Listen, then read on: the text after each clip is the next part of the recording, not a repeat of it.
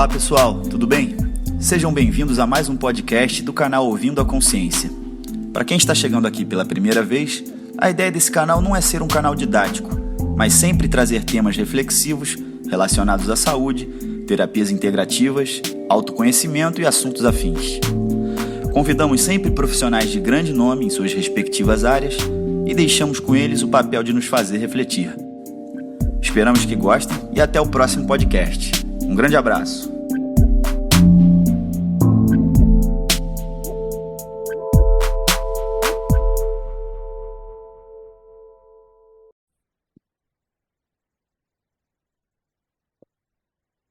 Olá pessoal, estamos começando a gravação de mais um podcast nosso número 21 do canal Ouvindo a Consciência. Dessa vez a gente está aqui com a psicóloga especialista em luto, Laura Colvin, para conversar sobre esse tema que é tão atravessa tanto as nossas vidas, né? Laura, muito obrigado por participar, por aceitar o convite, seja muito bem-vinda. Obrigado. Muito bom estar aqui também, André. Legal. Nos conhecemos curso ano passado, né, com a grande Liana, sobre trauma e desenvolvimento, né, e começamos a trocar sobre esse tema do luto. E achei muito interessante, né, o quanto você é envolvida com esse tema, o quanto se especializou nesse tema. Desde então venho acompanhando seu Instagram, as coisas que você posta sobre isso. E fico curioso, assim, como é que você chegou nesse... Porque não é aquele lugar que todo mundo escolhe, né, habitar, né? Porque imagino que atravessa também muitas das nossas histórias, né? Como é que foi para você chegar nesse tema? Olha, por incrível que pareça, André, eu escolhi estar nesse lugar. Porque quando eu falei que eu queria fazer a formação, e desde quando eu estava na formação de psicologia, e eu comecei a observar que o luto era um ponto de virada na vida das pessoas, né? Algo que todo mundo fugia, era aquele momento onde muita coisa mudava sobre o Uhum, que ela via da vida, sobre quem ela era, né? Eu já observava isso na graduação, né? E quando eu fui fazer a formação, eu fui um pouco assim contrariado de todo mundo, assim. Meus pais falaram: "Não, você já é muito deprimida, você não vai fazer isso". Eu me matriculei, não importa se vocês não querem ou não, eu vou atrás disso, né? Então, muita uhum, gente acha que eu vivi, assim, perdas extremas, né? Depois eu fui entendendo que veio através dos meus traumas, né? Também uma busca, né? Que veio através dos meus traumas, mas acho que mais por entender a importância do processo e o quanto que a gente não conseguia olhar para isso, assim, sabe? uhum, E também acho que perfeito. a dimensão de não olhar para isso, eu acho que eu vivia muito a dimensão disso. Pais que não elaboraram lutos, e eu sentia isso, né? Muito, muito afetava muito a vinculação, né? Uhum, uhum, legal. E dentro dessa, quando a gente mergulha, faço um paralelo assim com os meus temas que eu vou estudando, assim, quando a gente mergulha, quebram-se alguns paradigmas que a gente tinha de fora e quando depois entra, vê que é outra história, né? O que foi para você bem impactante dentro dessas buscas e desses estudos em luto? É. Acho que primeiro o foco, assim, antes parecia que era tudo focado na tragédia, principalmente quando vinham perdas de tragédias muito grandes, a gente ficava. A tragédia era algo, assim, que tomava conta de tudo, né? E quando você está. Agora vão dar 10 anos que eu trabalho com isso, muito imersa nisso, você já olha toda a potência daquilo que emerge com aquela tragédia, com aquela desorganização, com aquela. Né? Então, aquele fato já não é o centro do processo que a pessoa vai viver a partir daquilo ali. É Uhum, só o início de algo muito maior, assim, né? Acho perfeito. que isso foi uma quebra bem grande, assim, de observar. Então, eu já chego dentro de uma família que está toda desestruturada, já olhando para todas as possibilidades de como cada membro vai se direcionar, se reorganizar através daquilo. Aham, perfeito. Legal. E o que você pode trazer assim sobre o luto para quem está ouvindo? Assim, a gente tem desde terapeutas a pessoas que estão buscando conhecer mais sobre seus processos e entender também por outra perspectiva, ouvir pessoas sobre isso. que você acha um grande. O que as pessoas precisam saber sobre luto, né? É, é. Bom, para as pessoas que estão vivendo luto e talvez elas estão nessa busca, primeiro que maravilhoso, acho que buscar informação ajuda muito, né? Porque Uhum, é um processo que dá uma sensação gigantesca de descontrole, né? Você tem uma sensação real de que você vai enlouquecer a partir daquilo ali e de que você não vai dar conta de voltar a ter uma vida funcional, né? A partir daquele momento, né? uhum, Acho que é, no primeiro momento entender o que que você vai passar. Então, essa desorganização no começo que vem em ondas, né? De repente você é completamente tomado por aquela emoção. E uma das primeiras coisas que eu faço, que eu acordo com as pessoas é o quanto que no momento, no pico da dor, assim, o quanto que chega a beirar desespero e você sente que dali você pode tomar uma atitude mais perigosa, né? Acho que é o primeiro, uhum. né? Então, falar para a pessoa que aquele pico da dor, ela vai, naquele momento, a hora que vier o desespero, para ela ter essa perspectiva de que a onda vai abaixar em algum momento. Vai ter um dia que ela vai estar melhor, né? Pode ser que um dia ela achou que o mundo ia acabar e no outro dia ela vai acordar e ainda ruim, mas tá bom, né? É assim, enfim, é isso aí, né? E vai, então, essas ondulações emocionais, elas são naturais, né? Talvez naturalizar isso e não achar que você está enlouquecendo, não ter a perspectiva de que você tem que manter o equilíbrio naquele momento. Acho que isso tudo, né, vai dando, naturalizar o desequilíbrio, sabe? Porque Perfeito. é um processo adaptativo gigantesco. Muita coisa está acontecendo ali, né? E Uhum, muito das estratégias que você tinha e da estrutura que você tinha f- cai por terra com esse fato novo que chegou. E aí o seu sistema está tentando se reorganizar, entender, você está tentando usar a estratégia que funcionou no passado, mas que para essa situação não funciona, né? Andar, é trocar o pneu do carro com o carro andando, assim, né? A situação uhum, está acontecendo e você não se preparou para ela, claro. né? Então, entender isso e ter uma certa tranquilidade de que em algum momento, né, as coisas, não sei se é tranquilidade, mas acho que é esperança de que em algum momento aquilo ali vai se organizar, né? Não perder a esperança, mesmo não tendo o norte ali, Do né? o que que é isso, né? De estabilizar onde, quando, né? Do que é. Então, acho que isso para quem está tá no processo, quem está buscando, também dá uma perspectiva, que eu acho que a gente tem uma perspectiva, que eu acho que vem muito mais do nosso desejo, de que vai passar logo, né? O luto não é um processo que passa logo. O primeiro ano, se você estiver imerso naquilo durante um ano, é completamente normal, né? Uma Uhum, trajetória, digamos, normal, são 2 anos. De o luto já não ser mais digamos, um ponto-chave da sua vida, assim, ou algo que norteia todo o seu que mundo rege. emocional, né? Então, Uhum, o primeiro ano, então, tem gente que acha, não, mas já faz 3 meses. Eu falei, nossa, 3 meses começou. Você saiu daquele lugar a partir do segundo mês que a ficha começa a cair literalmente, assim. A saudade aperta, e você fala, mas está piorando. As pessoas falam, mas está piorando. Então elas começam achando que elas só vão subir um degrau assim de que tá, né, a partir do primeiro dia até não. No começo ela só está assimilando a informação, depois a emoção vem. Aí você tem que uhum, organizar a emoção para daí depois você, né, passar por esse processo de ressignificar o fato, de voltar a estabilizar o seu corpo, agora numa outra configuração, você já não é mais aquela mesma pessoa, né? Começar a se uhum. reidentificar, começar, né? E é um momento de muita oportunidade. Ali, muitas mudanças podem acontecer, assim, muito pro resto da vida, né? Perfeito.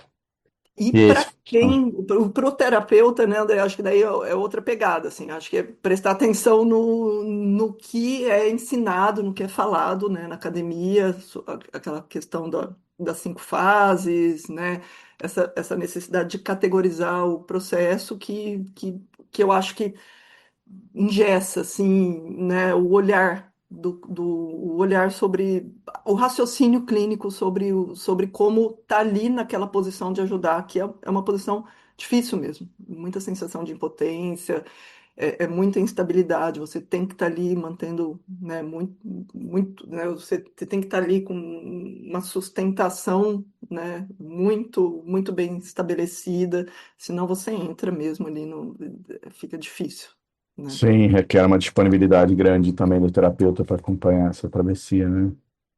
Sim, Legal, você abriu dois caminhos. Vou primeiro pelo primeiro, depois a gente volta para esse tema das 5 fases, que eu acho muito importante. Então, você está falando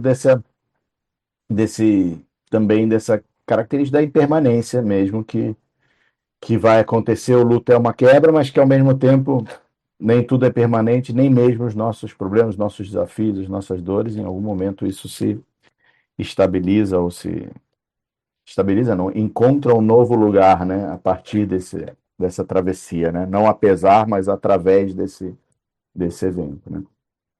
E imagino que isso também tenha um contexto de janela de tolerância mesmo, de quem está passando, quais ferramentas, o que já passou para chegar até ali, né, tudo isso cria muitas individualidades dessa travessia, né, não é um processo linear e muito particular, onde assim como o conceito do trauma, porque não deixa de ser um trauma, o luto, né? Não é o evento, mas como ele atua no indivíduo, né? O evento é um episódio, e essa atuação é meio redundante, atua no indivíduo, é muito individual, é muito. E como é que. E eu acho que isso, fazendo já uma ponte, pensando aqui na própria pergunta, eu acho que isso também faz esse paralelo com o engessamento nesse conceito das 5 fases. sim. Acho que o modelo das 5 fases, ele vem da nossa necessidade de colocar controle na impermanência da vida, né?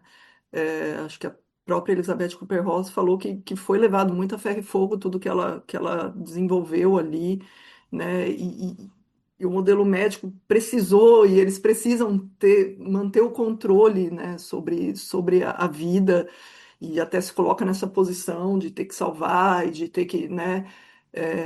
Então, eu acho que vem muito desse nosso desejo, né?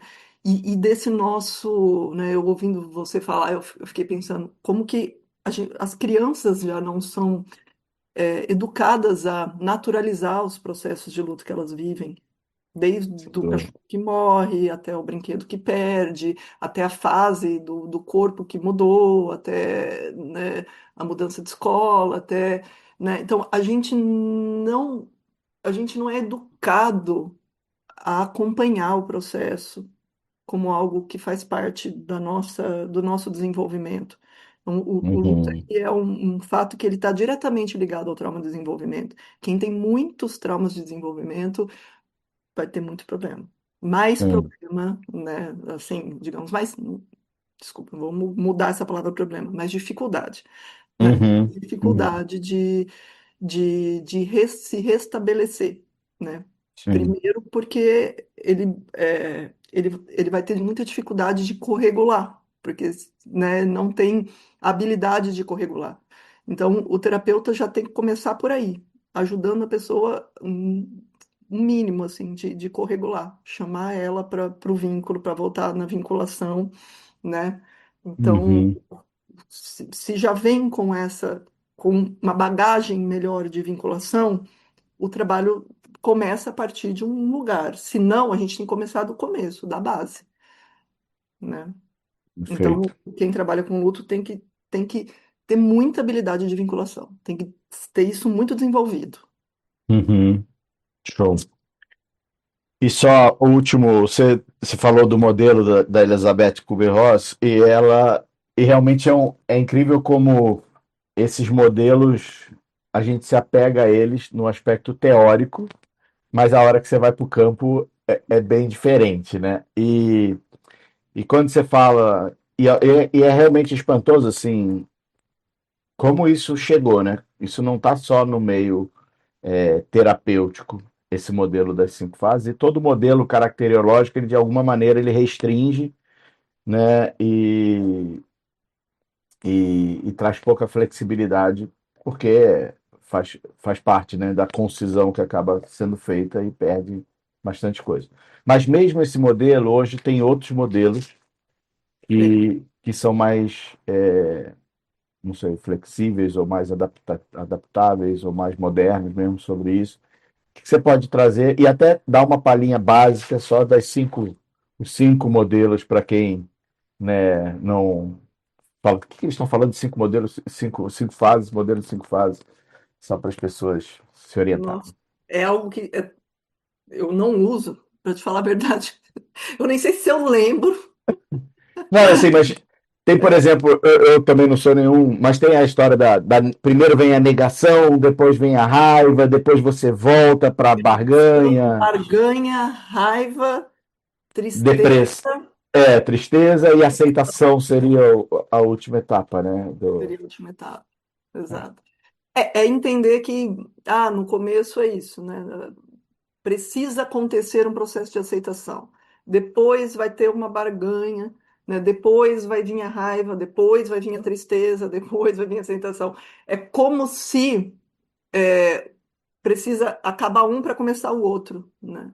Não é assim Perfeito. que acontece. Acho que uma das coisas que me dá muita perspectiva de como a gente funciona, e o luto me ensinou muito isso, né? Trabalhar com o luto me ensinou muito isso, é como tudo coexiste. Quando a gente Uhum, consegue entender que talvez num momento, numa data especial, onde você vai se lamentar demais que aquela pessoa não está ali, né? Mas ao mesmo tempo você vai estar feliz por poder estar participando daquilo, estar podendo vibrar com aquele momento, e os dois poderem essas duas sensações poderem coexistir, né? Então, quando a uhum. gente vê que o luto está entrando para uma elaboração, é quando a gente pode permitir que tudo coexista.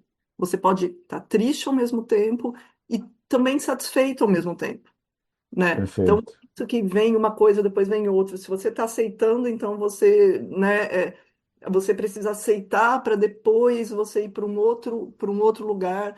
Às vezes você está aceitando, ao mesmo tempo que você está tentando entender o que aconteceu, ao mesmo tempo que você está tentando se identificar, ao mesmo tempo, né, o processo, né, ele vai ali mudando, assim, o que, né, assim, ele é muito mais dinâmico do que a gente imagina.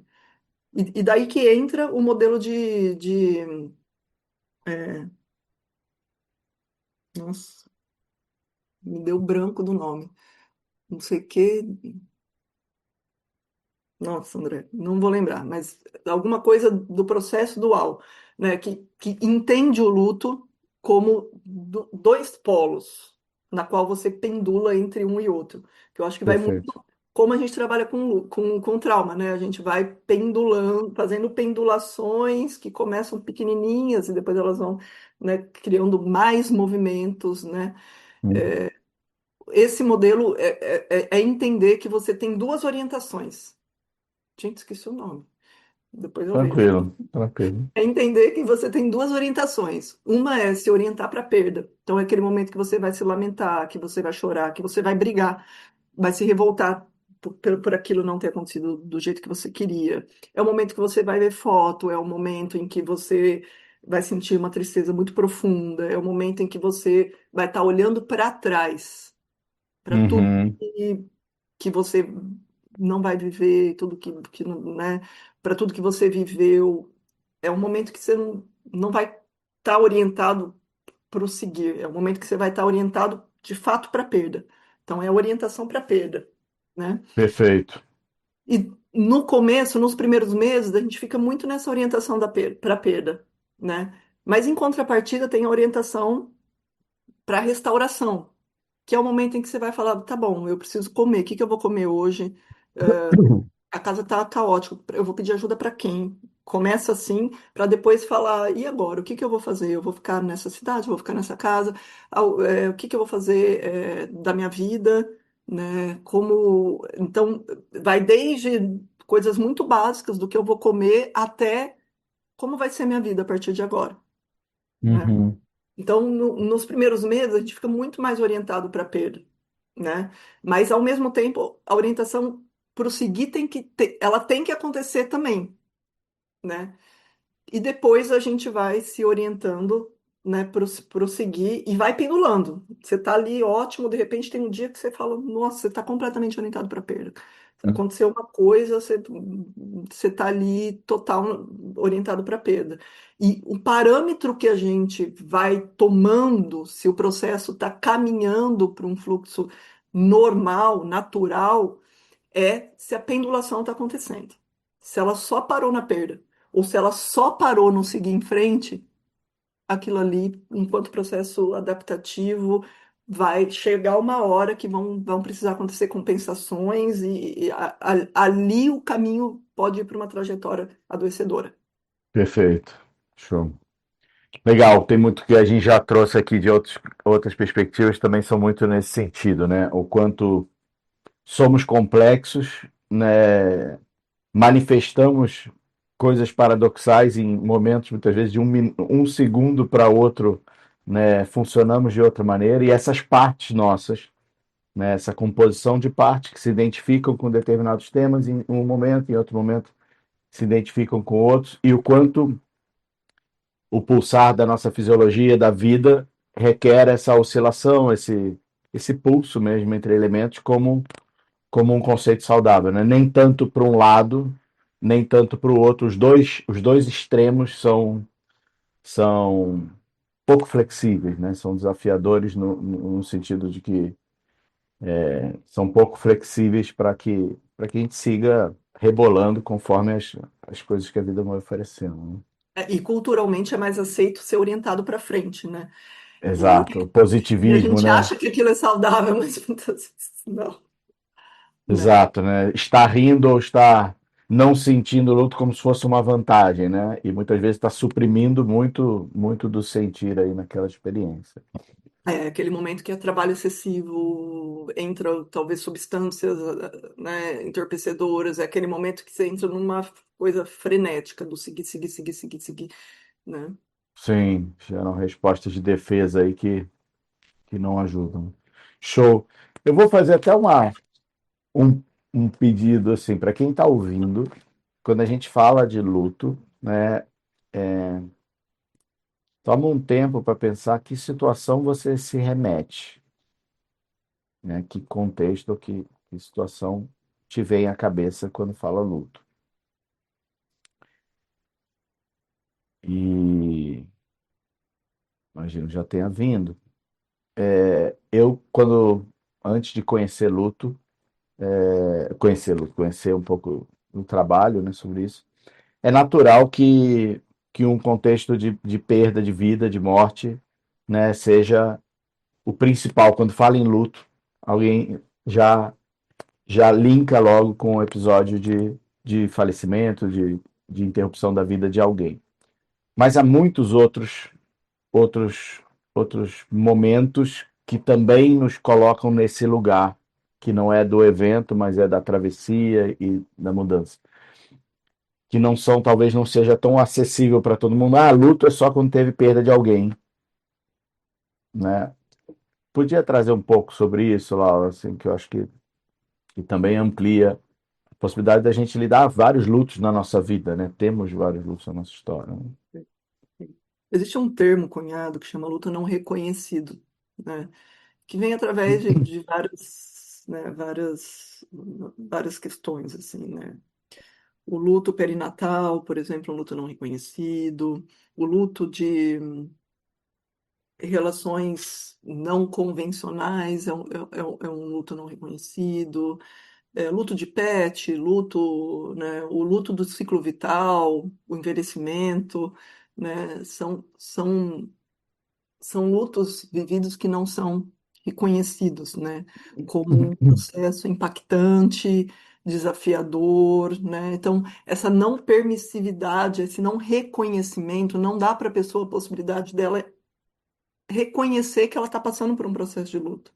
Se Se ela permitir. não- É, Aham. Fala, desculpa te interromper. Fernando. Se ela não reconhece que ela está passando por um processo de luto, aquelas manifestações de desestabilidade, de desconexão, de perda de propósito, de não reconhecimento de si, de eu não me identifico mais, né, que são super complexas, né, olhando assim pelo aspecto emocional, é vista assim como o problema sou eu que tenho Uhum, problema, né, assim, né, é, e muitas vezes lutos, por exemplo, lutos de pessoas vivas, separações, rompimentos de vínculos com pessoas vivas, é uma ambivalência gigantesca. Você tem que, né, a pessoa existe, mas você tem que ressignificar a relação que você tinha com aquela pessoa, né? Você tem que uhum, lidar com o seu sistema de apego ativadíssimo, né? Abstinente, né? Se a Ocor me veio falando isso, ela morre, porque ela não gosta dessa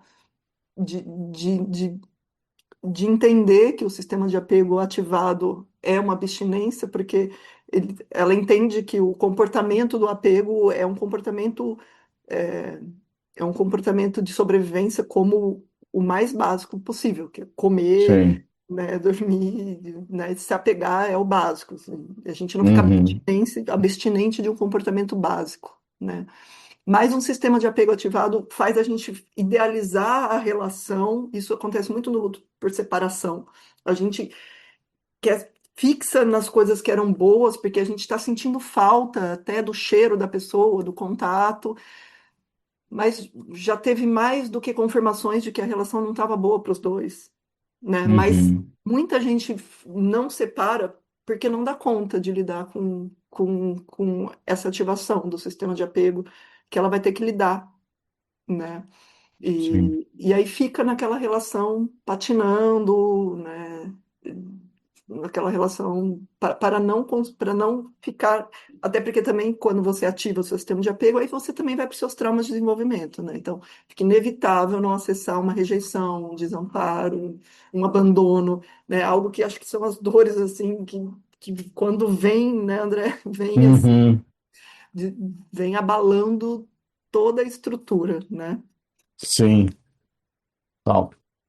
Então, assim como eu estou fazendo paralelos aí com a perspectiva do trauma, né, que eu tenho mais afinidade, assim como falam de traumas com T maiúsculo e traumas com T minúsculo, também tem esses lutos não reconhecidos que você falou, como esses lutos com L minúsculo, né, que muitas vezes a invisibilização promove, inclusive, mais governança dele sobre o nosso sistema de regulação, né? Então, antes um desconforto conhecido do que ele atuando no submundo da nossa fisiologia, né? Sem a gente reconhecer que isso de fato é ruptivo, desorganiza, não está lidando com isso antes da gente assumir que é uma culpa, um problema seu, né? E sim uma fase nova que está sendo vivida que requer novas habilidades, Se a novas gente não configurações. reconhece, a gente não busca estratégias, né? A gente não atualiza as estratégias, né? Acho que Perfeito. o que faz o luto ser uma fase de crise, e eu acredito, para mim, tem teóricos que não acreditam, mas eu acho que o luto é uma crise, né? É justamente isso, você precisar atualizar as suas estratégias, Uhum. né? Papel da crise nesse sentido, né?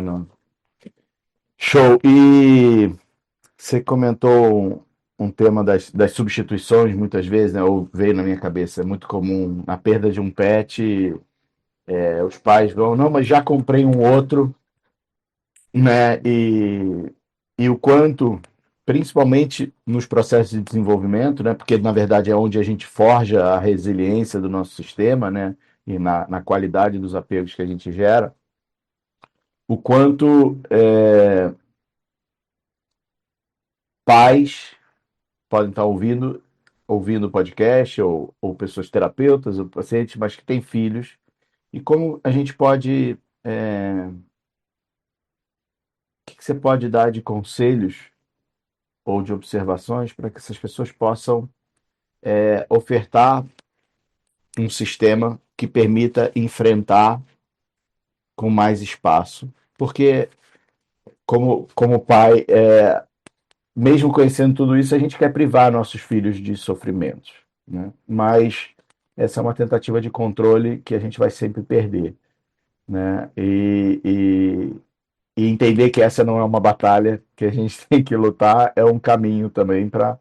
Então, invariavelmente, vão cruzar momentos ruptivos, momentos desestabilizadores, e o que que a gente pode oferecer no dia a dia com os nossos filhos, para que quando esses momentos chegarem, porque não é como impedir esses momentos, é quando eles chegarem, como ele vai poder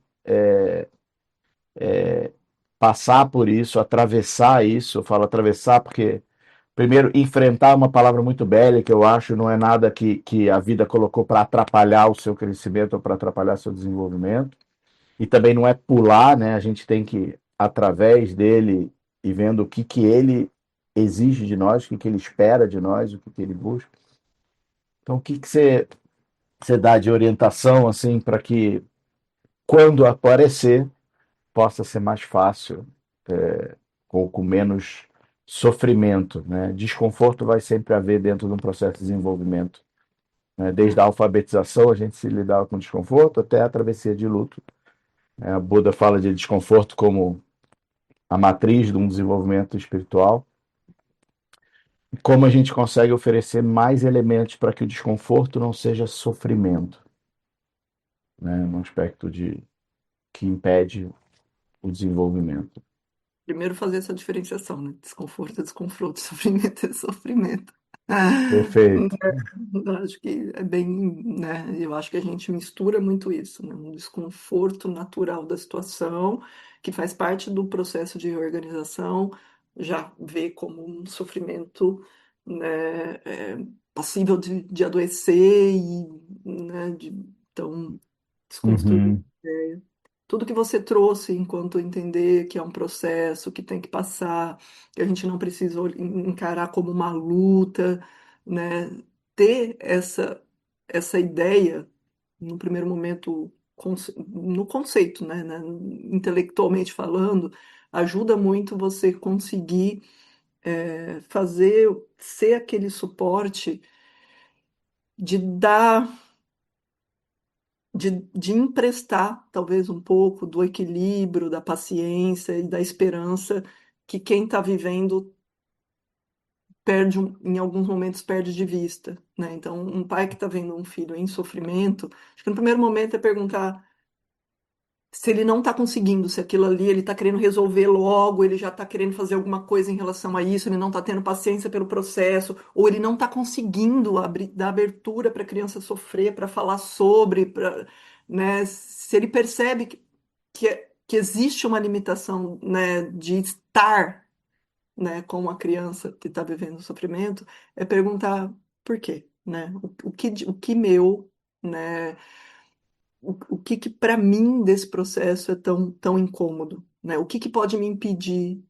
o que que tira a minha presença quando eu vejo alguém vivendo o luto e não é só a tristeza, né? O luto não é vivido só pela tristeza. Ela pode estar revoltada, ela pode acessar um medo muito grande do futuro, né? Então, o luto são viver todas as emoções numa intensidade muito alta e muitas vezes elas misturadas, né? Então a gente também desconstruir essa ideia de que é só a tristeza que é uma demonstração de luto, e não é, principalmente para criança. Ela pode ficar mais arredia, né? Ela pode ficar com mais medo, ela pode passar a ter medos que ela não tinha. uhum, Isso tudo são manifestações de luto, né? uhum, E uma coisa muito importante para a criança é colocar ela entendendo o contexto. Essa coisa de querer poupar ela das informações faz com que a criança ela cria mundos, né? Ela tem essa coisa de imaginar, né? Muito, né? Sobre aquilo que ela não entende. Se você não dá transcrição do que aquilo que está acontecendo, ela vai criar imaginações. E aí a imaginação dela pode ir muito longe, desde ela achar que aquele dia que ela brigou com a pessoa é a que fez ela morrer, né? Então, uhum, ela acreditar, como ela ainda tem uma visão muito egocentrada sobre o mundo, ela pode acreditar que o que ela fez em um determinado momento foi o que causou, né, aquele fato, ou né, desde a perda do pet, né, ou ela acreditar que ela é responsável por isso, né, por Perfeito. questão da vida. Né? Então, não tá sempre conversando, né, de um jeito cuidadoso. É, a criança tende a ter dificuldade de entender também é, o conceito de que morreu não volta mais. Então, isso precisa ser repetido, né, várias vezes. Ela vai esperar, né, ela vai achar que então foi para a estrela. Nossa, então por isso que tem que usar a palavra morte, tem que falar que morreu, tem que falar que não volta, né? Porque se ficar, não, foi para a estrela, tá? Ela imaginou que ela pode imaginar ali muitas coisas, né? Que então tá morando na esteira, então se ele mora na estrela, então ele pode vir me visitar. Né? Então, entende a lógica da criança, que ela prestar atenção na lógica que ela pode criar sobre o fato e indo falando, né? Por isso que essa coisa de ter dedos, né? De falar sobre morte, por isso que eu sou uma pessoa que a gente acaba incomodando quando a gente fala, gente, vamos falar de morte, não é de assunto, né?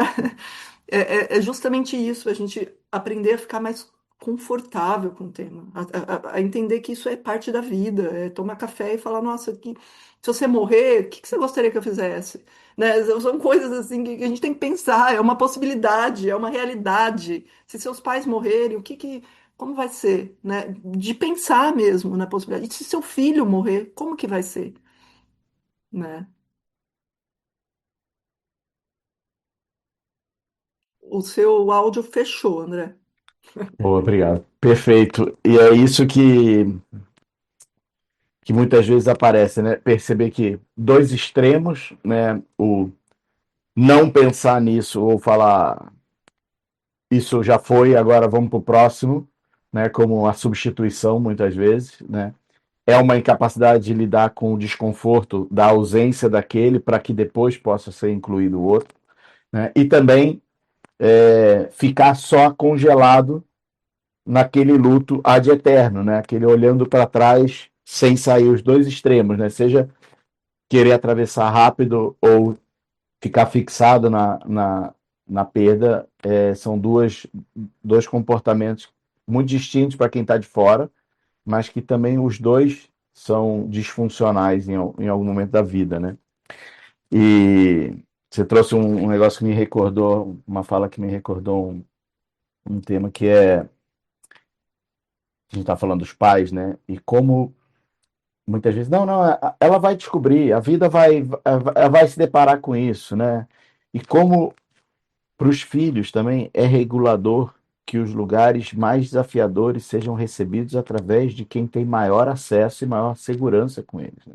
Então, como o pai poder trazer através dele aquela versão, aquele fato, olhando no olho, encontrando, né, permite que possa ser sentida a dor no melhor, né, as notícias ruins que cheguem pelos pais.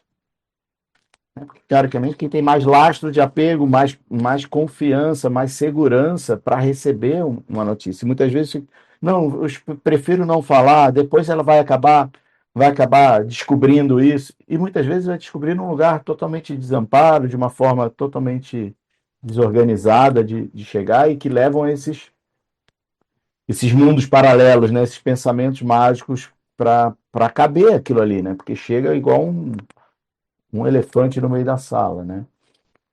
Sim, é. E de saber que a criança ela tem capacidade de elaboração do luto, isso é algo que a gente nasce com essa capacidade, né? Não tirar, Sim, não fazer ela duvidar disso, né? Acho que isso exato. é muito importante. Perfeito. E você falou de um tema que quero abrir aí ainda, para a gente. O papo vai fluindo rápido, o tempo voa, mas é sobre o tema da morte, né? O quão ele é sensível, principalmente no mundo ocidental, né? Como a maneira de ver o mundo, como aspectos religiosos e crenças, como isso também cria um dogma sobre morte. E eu estava uma vez na palestra do Sogyal Rinpoche, daquele livro tibetano do Viver e do Morrer, né? Estava no Rio uma palestra dele e ele fala assim, aquele jeitinho, né? Engraçado, assim, mas com o olhinho puxado, conversando e rindo e falando: vocês aqui no Ocidente têm uma maneira engraçada de não olhar para a morte, né? A gente sabe que ela é inevitável, que ela vai chegar em algum momento, né? E por que não a gente não se preparar para isso enquanto estamos vivos?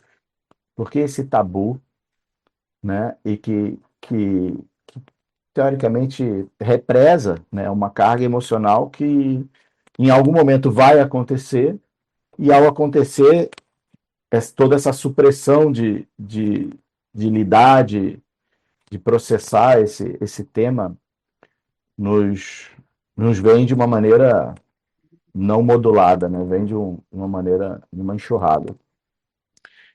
E como tem sido isso? Porque eu vejo você traz muito isso na rede social, né? E muitas vezes isso incomoda muitas pessoas, né? E perceber para essa pessoa realmente inundou, mas que ela, antes dela achar que o problema é você trazer esse tema, ela possa também refletir assim, e isso foi muito para mim, como eu posso ter um pouco mais de espaço, né? Qual é a minha parte, qual é a parte do outro, para poder também crescer com isso, né? Poder olhar para isso como desconfortável, mas parte da vida, né? né? Eu te ouvindo falar, já me veio uma crítica minha interna sobre, acho que como a gente é, é pouco preparado para estar nesse lugar de cuidar do luto, né? Mesmo estando falando de luto, né? Mesmo numa formação que fala de luto. Ah, a intervenção de luto não é uma intervenção, não é um estilo de intervenção. é, tem a intervenção suportiva e a intervenção interventiva, né? Então, muitos terapeutas falam, eu não gosto, a pessoa não sai do lugar, as coisas não mudam, ela fica ali, né? Então, assim, já diz muito sobre o nosso incômodo de tolerar né, de suportar, né, o processo eu acho que o fato do processo ser lento tira da gente aquela perspectiva de dar resultado, de ver a coisa acontecer, né, eu acho Uhum, isso muito, né? Aí fala, não, então para trabalhar com luto, é uma intervenção suportiva. Mas o que que é isso? O que que eu preciso ter para ser suportivo?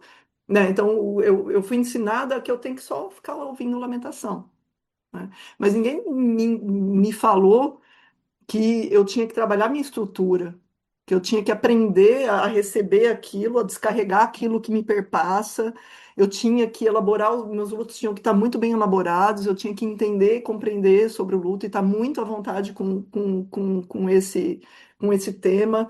Ninguém me preparou a minha estrutura física, uhum, emocional, espiritual para estar ali. Eu fui aprendendo a paulada, né? uhum, Por muitas vezes falando, eu não vou aguentar mais, né? Num cansaço excessivo, que é o que acontece. sim, Acontece das pessoas desistirem de estar cuidando, porque ela não aguenta mais. Para mim não dá. Mas porque ela não foi ensinada a descarregar aquilo, a passar aquilo, né, a usar aquilo como para se desenvolver, que é isso que que eu acho que um bom terapeuta ajuda muito. Toda pessoa fala, minha vida acabou, como é que eu vou viver sem meu filho? Não existe a possibilidade de eu viver sem meu filho, né?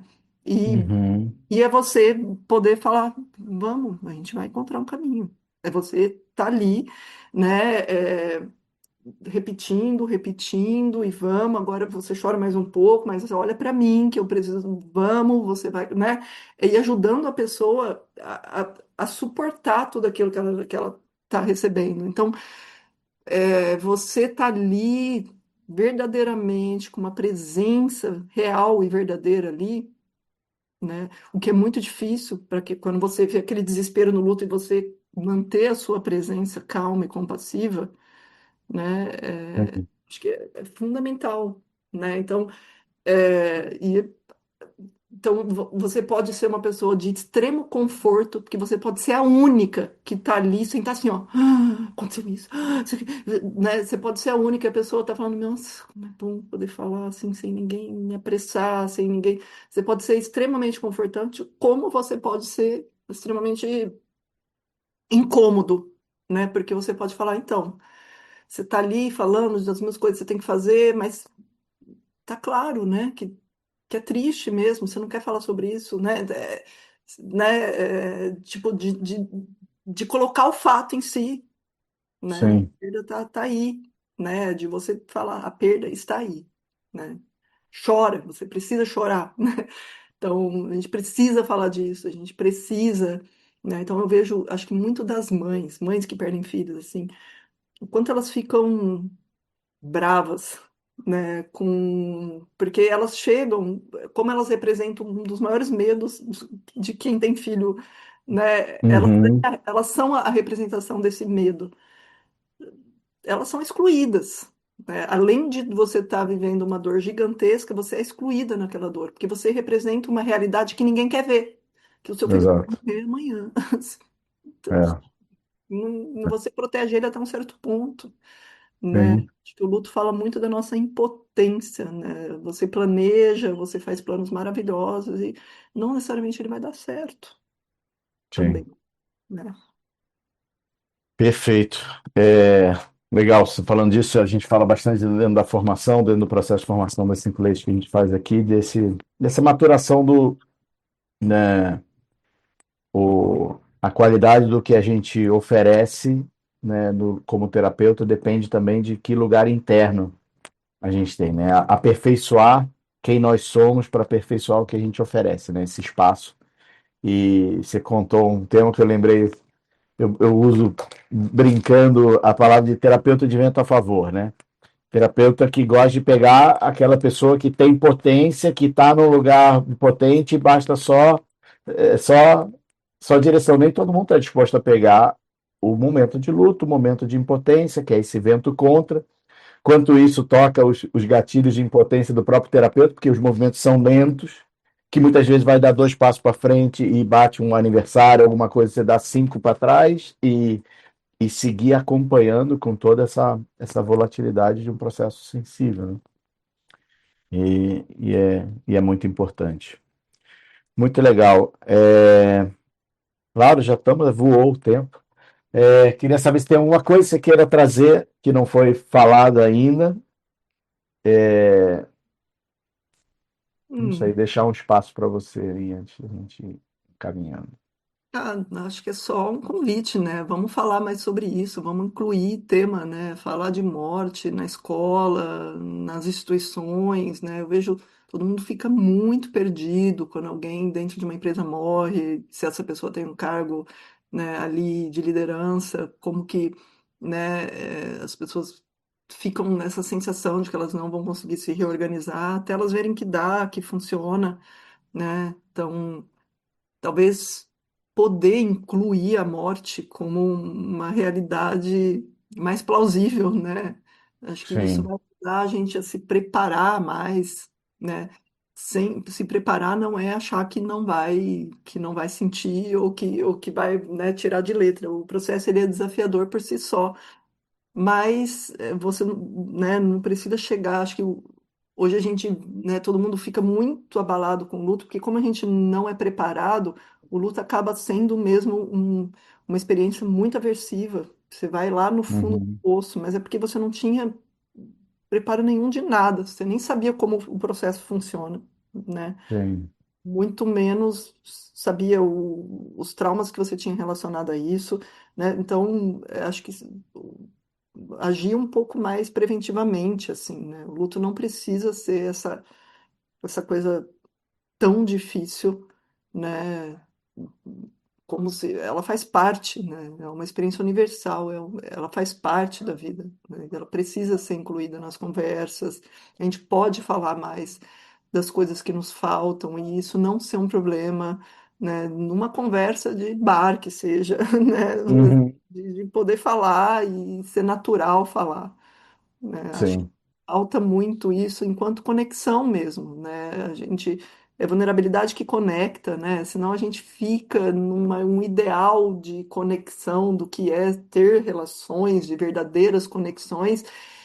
Se a gente não pode falar, ser vulnerável, como é que a gente vai conectar num nível mais profundo, né? Claro, E também de criar essas relações de dependência que a gente acaba criando, né? Acho que a gente acha que cuidar das crianças ou as relações íntimas, elas funcionam quando os outros precisam da gente, né? Eu acho que uma das coisas que eu aprendi é que quanto mais desnecessário eu for para os meus pacientes, né, melhor foi o nosso trabalho juntos, mais né? autônomos eles são, né? Mais livres, mais Então, independentes. então, criar relações onde a autonomia pode fazer parte, que isso contribui muito para quando Uhum. um ou outro vier a faltar, né? Falar de Claro, autonomia na relação como algo não ameaçador, né? Algo não ameaçador. perfeito. Muito bom. E quem ficou muito incomodado com o tema é o convite, né? Porque o incômodo é uma maneira de resistência e a gente poder pouco a pouco ir trazendo esse tema, né? A Laura traz muito no Instagram dela, a gente vai deixar ali depois, ali embaixo na descrição do vídeo. E até aproveitando me vem agora, Laura, algum conselho, alguma literatura que você recomenda, por exemplo, para alguém que está nesse processo, um livro que apoia ou que não sei, me veio na cabeça um que ele é esgotado, é meio difícil, mas ele é muito interessante. Não sei se você conhece, mas me veio na cabeça assim, que é Por que coisas ruins acontecem a pessoas boas, né? É um livro muito interessante, escrito por um rabino, mas ele é muito esgotado, mas foi um livro que me abriu muito uma perspectiva ampla sobre isso. O livro Tibetano do Viver e do Morrer, eu acho um livro incrível. Mas gostaria de saber o que você trabalha com seus clientes, se tem alguma literatura que você acha que dá um suporte, que aborda isso de uma maneira legal? É, quem está num luto agudo, assim, tem muita dificuldade, a cognição está Sim, toda atrapalhada. sim, sim. Ela vai ler um livro, ela fala, "Meu, eu não consigo nem levantar da cama, como que eu vou ler Esse um é mais um lenço do que o livro. É, mas tem os audiobooks, né, que ajudam. Acho que a Ana Cláudia Quintana, né, aquele livro classicão, né, sobre, como que é o nome? A Morte é um Dia que Vale a Pena. Eu acho que é muito linda, as palavras delas é realmente um abraço, um carinho, né. Uhum, Tem um livro que eu acho Tudo Bem Não Está Bem, que é de uma viúva, que fala da perda de um marido, de uma perda repentina, mas que o jeito que ela escreve, né, independente do tipo de perda, eu acho muito legal, ajuda muito, assim, ela fala muito do processo na realidade mesmo, né, então acho que para você não se sentir ali tão descompassado e tão descontextualizado, porque essa sensação, o mundo continua de um jeito, eu não encaixo no mundo. Você vive um tempo sim. desencaixado do mundo, do tempo que o mundo é, da expectativa que o mundo. E esse desencaixe é muito desconfortável, mas também te faz pensar, tá, mas agora como que eu quero verdadeiramente encaixar no mundo? Né? Te dá a Uhum, possibilidade de você ir para um lugar mais autêntico de estar no mundo, sabe? Por isso que eu vejo que o luto é uma oportunidade gigantesca de você ressignificar assim quem você é, o que é a vida e viver uma vida verdadeiramente plena, sabe? Não só seguir seguir a roda de hamster, né? sim, perfeito. Muito bom. Muito obrigado, Laura, pela presença. É, Estamos aqui gravando o podcast número 21 com a Laura Kolbe, psicóloga, especialista em luto. Teve esse papo com a gente. Agradecer por a disponibilidade, por compartilhar esse seu conhecimento tão rico e tão necessário, né, na vida de tanta gente. Obrigado, Laura. Eu que agradeço, André. É muito bom estar aqui. Valeu. Até a próxima, pessoal. Segue acompanhando a gente e até mais.